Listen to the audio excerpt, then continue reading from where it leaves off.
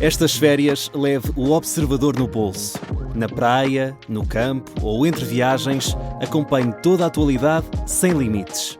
Assine com 40€ de desconto e habilite-se a ganhar uma estadia de 2 noites num dos hotéis boutique da Small Portuguese Hotels. Este verão, desligue da rotina, não da informação. Assine em observador.pt.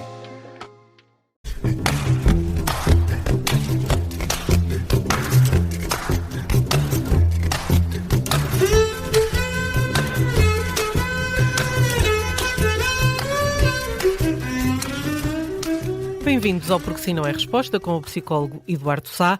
Hoje falamos de um caso que é notícia e que dá conta de uma menina de 12 anos que foi vendida pelos pais para saldar uma dívida. A mulher que a traficou foi detida no aeroporto de Lisboa pela PSP e ficou em prisão preventiva. A menina está bem e encontra-se acompanhada por equipas especializadas em vítimas de tráfico. Olá, Eduardo. Quando houve uma história destas, o que é que lhe ocorre primeiro? O ato dos pais ou o que se passa na cabeça desta menina que sabe que foi vendida pelos próprios pais? Olá, Judite. Em primeiro lugar, naturalmente, com esta menina, porque a vulnerabilidade que ela acaba por ter em relação a estes atos é enorme, são de uma violência incrível. Nós habituamos-nos a associar a violência a maus tratos físicos e às vezes não nos damos conta de como esta atitude potencialmente irreversível e que felizmente foi revertida, mas que noutras circunstâncias certamente não seria, acaba por ter um impacto grave e potencialmente irreparável, não é? Porque como é que uma criança aceita, compreende e de alguma forma colabora com alguém que vai ser um maltratante diário a troco de um negócio, como se no fundo não estivéssemos a falar de pessoas e estivéssemos a falar de uma mercadoria como outra qualquer. Por outro lado, os pais precisam de ser castigados severamente.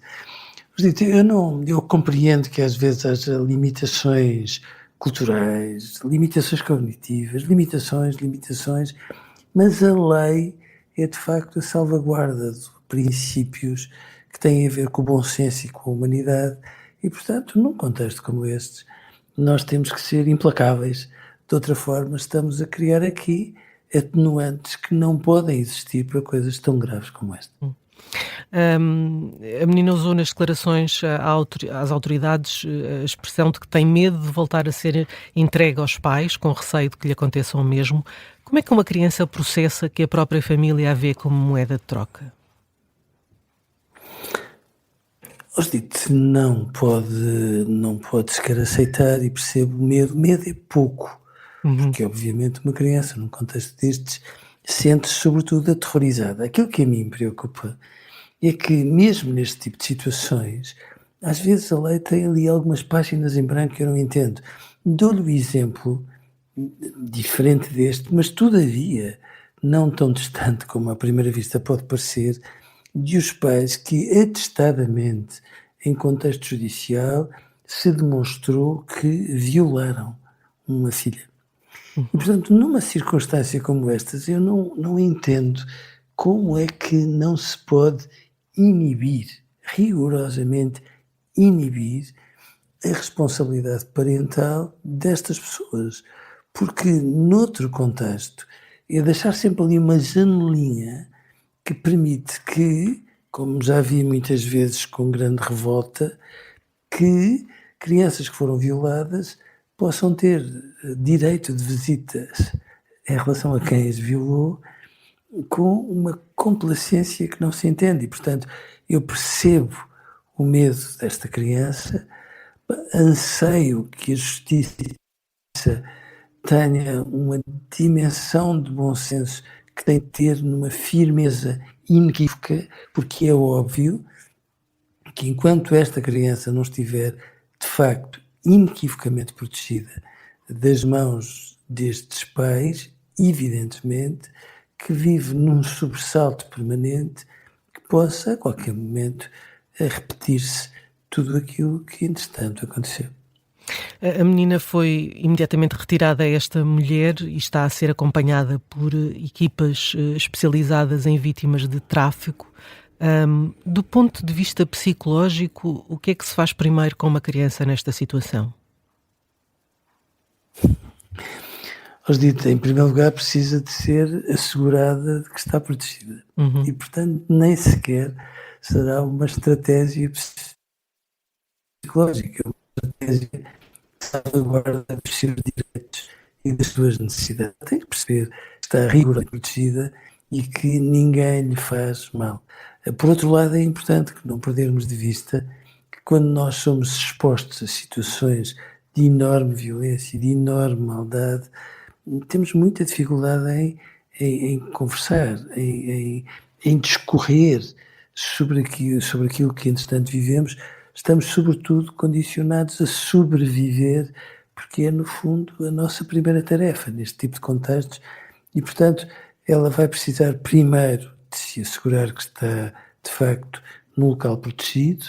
Depois, tenho esperança que tenha alguém de referência mais ou menos constante que possa ir criando laços, sendo certo que esta criança vai estar sempre muito acossada, muito desconfiada, até que finalmente se possa confiar um bocadinho, e depois vai precisar de alguém que fale por ela, porque é óbvio que uma criança desta idade, depois de exposta a situações que nós obviamente nunca vivemos, terá sempre tendência a desconfiar até da própria sombra, mesmo e sobretudo quando alguém chega a ela e se propõe dar-lhe a ajuda que, entretanto, ao longo de muito tempo foi faltando. Há o risco, mesmo depois de salva, desta menina achar que fez alguma coisa de errado? Não, eu não acho de tudo isso. Acho de um risco maior é o de esta menina, pela vida fora, poder sentir que se repete a história, porque é óbvio que a partir do momento em que ela se confia a alguém, esperamos todos nós que essa pessoa seja rigorosamente decente, rigorosamente protetora e que de algum modo não se aproveite das fragilidades de quem foi exposto a uma situação destas e que de alguma forma lhe faça sentir que ela não presta e que é manipulada de várias formas, sobretudo a propósito da sua fragilidade. Portanto, esse é de longe o maior risco, muito maior do que a culpa, porque é óbvio que ela tem a noção de que culpa, num contexto deste, não pode de modo algum. Como psicólogo que trabalha tanto com crianças, isto diz-nos alguma coisa sobre os limites do amor parental? Não, diz-nos sobretudo sobre os limites da bondade e das sabedoria humanas, porque há ali um ponto onde bondade e sabedoria se tocam.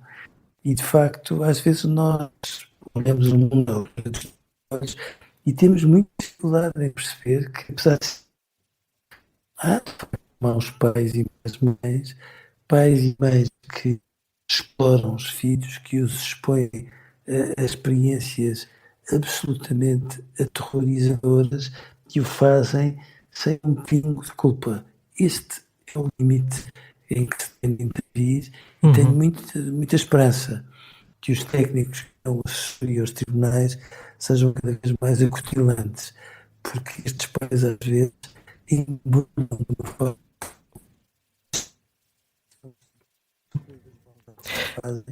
que é determinada.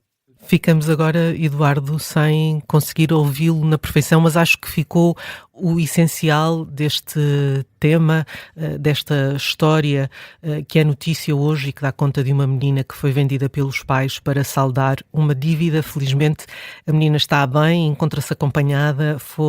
A mulher que a traficou foi detida no aeroporto de Lisboa pela PSP. Hoje ficamos por aqui, amanhã voltamos com mais um tema. Até lá.